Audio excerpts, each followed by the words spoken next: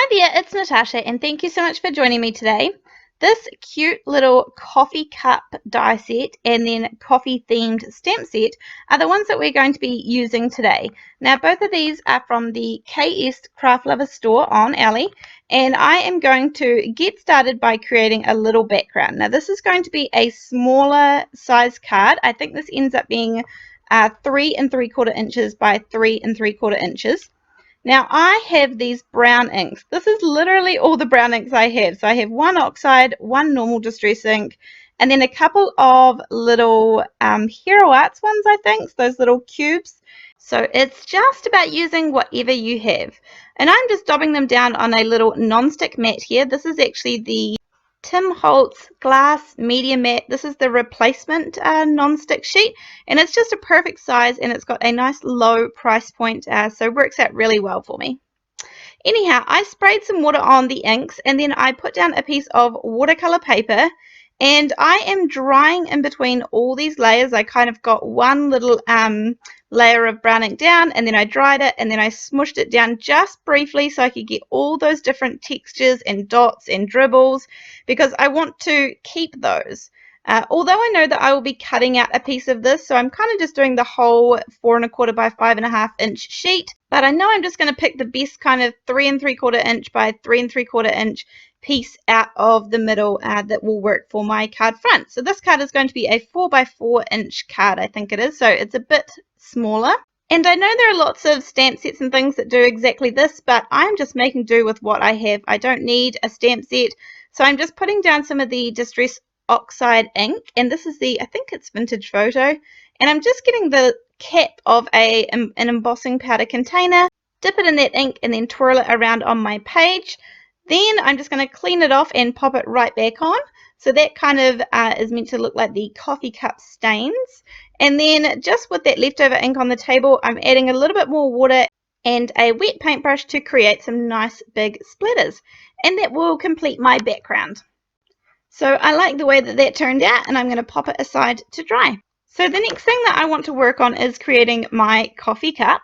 So I have the two dies here, and I'm going to use the top coffee cup. So these basically just snap apart. And before I take out the inner part, I'm going to have a kind of blue coffee cup today. So I'm going to run that through my die cutting machine, and that's what it gives you. So it gives you the perfect kind of outline. Then with the middle part out of the die, I ran it through with some acetate, and that will help me create my shaker portion of the card. Then I'm going to take a little piece of double-sided adhesive. This one happens to be the scrapbook.com one, but there are lots of brands. And put that on the front of a piece of white scrap paper. Then I had to stick my two dies back together because I took them apart to do the acetate. And I'm going to make sure that the front of that, so I'm putting it down on the front so that I have the adhesive on the upper side, and that's what I will adhere the acetate to. So then I went ahead and cut out about maybe 6 or 7 of these coffee cups, and I've been doing it this way because I'm getting through some of my little scrap pile, and some of these have writing on it or stamping on it and things, but you won't end up seeing this from the side or how the shaker card ends up, so I'm not worried about that. However, as an alternative, you could definitely go ahead and just use some fun foam. That would create exactly the same effect. When you are running fun foam through your die cutting machine, make sure you just run it through once. Don't be tempted to run it back through, because you will get kind of a double cut on your foam. So just run it through once and you'll have no worries. So I've adhered all those together, and then I have my one here that has the double-sided adhesive on the front, so that's going to be my very top one that I adhere, and I'm just going to give that a second to dry whilst I do one more element to my background. I felt like if my coffee cup was going to be sitting on my background, it just needed to be grounded by something, so I've used a little bit of masking tape there just to mask off the bottom. I'm using a finger dauber and again that Distress Oxide ink, and I'm just going to add a little kind of like a bench or something that it's sitting on so that it doesn't look like it's kind of floating in midair. So just making it completely brown, nothing special at all. And that definitely kind of finishes the background off for me a little bit better.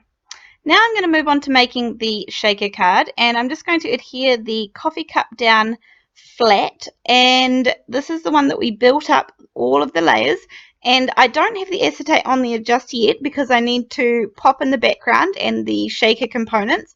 So this is the blue one that I cut right at the very beginning. It's just the inside piece.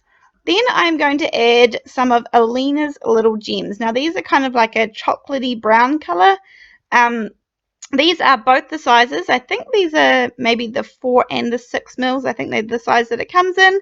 And I am making sure that the large ones are facing upright, and then the smaller ones, I'm just going to pop those in however they land, just because I think it looks nicer for the bigger ones when you see the kind of nice side of them, and they won't be able to turn in there. There won't be enough space for them to turn, whereas the little ones will have plenty of space.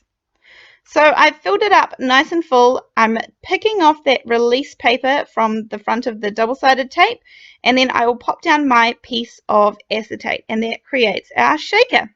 Then I'm going to get the outline of the blue coffee cup, which we cut right at the beginning, and that has the double-sided adhesive on the back as well, so I can just line that up and put it straight over top, and it's kind of all starting to come together nicely. That shakes really nice. I'm sorry I didn't leave the sound in there, but it does create a cool sound. Then part of that stamp set has some really cool little sayings. So I'm going to stamp in the corner here, coffee is a hug in a mug. And I'm just using some VersaFine Onyx black ink, and that will be nice and dark on our kind of busy background. Then a couple of little finishing details for the card front. I'm using that same finger dauber that I had before, and I didn't even re-ink it up. I'm just going around the edges a little bit to create kind of like a little bit of a frame. And again, these are just the finishing touches that kind of make the project look a little more finished. Then I'm going to add a few little beans onto the bottom there. It's just a little bit empty. So I have used some of the brown ink that I used to create the background as well, and stamping some of these coffee beans a couple of times just to get the kind of right color that I want to. And sometimes I have to shift the stamp because I have the coffee cup, which is dimensional now. It's the shaker portion. So I just need a little corner of my acrylic block, which will get in there. And then in that same stamp set, there is some little pictures of a cup with some steam coming out the top, and there's a few of them in a row. So I'm going to use that vintage photo, the same distress oxide, and I've got a little scrap piece of paper over to the right because I'm going to stamp off one time so that they're not quite so dark. I'm just going to line up all 6 of these roughly that will fit on, and that is the inside of the card, just a little smaller detail. So as I said, it's a smaller card today, and I'm just going to glue on my card front. And I really like this one. I kind of thought this might go nicely with a little gift pack of some, like a couple of mugs and maybe like a plunger and some ground coffee beans or something, just to brighten up a friend of mine's day.